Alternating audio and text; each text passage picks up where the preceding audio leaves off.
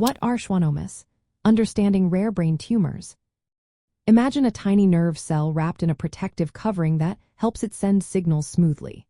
Sometimes, this covering, called the myelin sheath, can develop a growth called a schwannoma.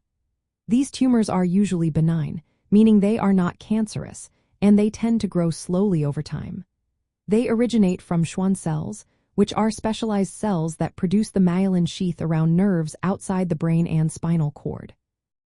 Because of this, schwannomas can develop on any peripheral nerve covered by Schwann cells, including nerves in the head and neck area. The most common type of schwannoma affects the vestibulocochlear nerve, also known as the eighth cranial nerve. This nerve is responsible for hearing and balance, so when a schwannoma develops here, it is often called a vestibular schwannoma or acoustic neuroma. These tumors are classified as grade 1 brain tumors, which means they are slow-growing and generally not malignant. They are considered low-grade tumors, so they are unlikely to spread or become cancerous. Symptoms of schwannomas can vary quite a bit depending on where the tumor is and how big it gets. Because these tumors grow slowly, many people might not notice any symptoms for months or even years. When symptoms do appear, they usually relate to nerve pressure or damage. For example, if a schwannoma affects the hearing nerve, it can cause hearing loss in one ear. Tinnitus, or ringing in the ear, is also common.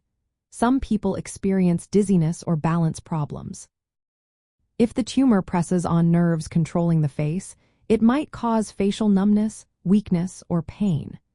Larger tumors can lead to headaches, coordination issues, or visible lumps if they are near the surface of the skin. To diagnose a schwannoma, doctors typically use imaging tests like magnetic resonance imaging or computed tomography scans.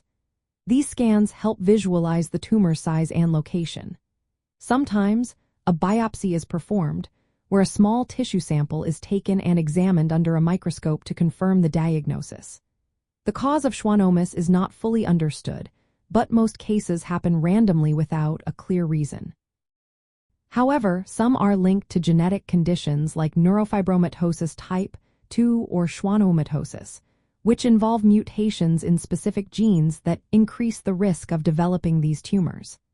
Environmental factors, such as previous radiation exposure, may also play a role in some cases. From a brain health perspective, it's important to recognize that even though schwannomas are benign, they can cause significant problems if they grow large enough to press on nerves or brain structures. Early detection and proper management are key to preventing nerve damage and maintaining quality of life.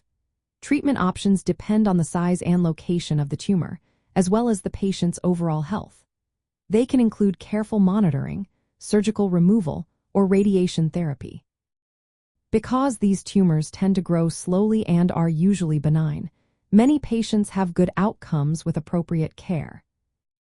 In summary, schwannomas are rare tumors that develop from Schwann cells surrounding peripheral nerves. They are generally slow-growing and benign but can cause symptoms by pressing on nerves. Recognizing their signs, getting accurate diagnosis, and choosing the right treatment can help preserve nerve function and overall brain health.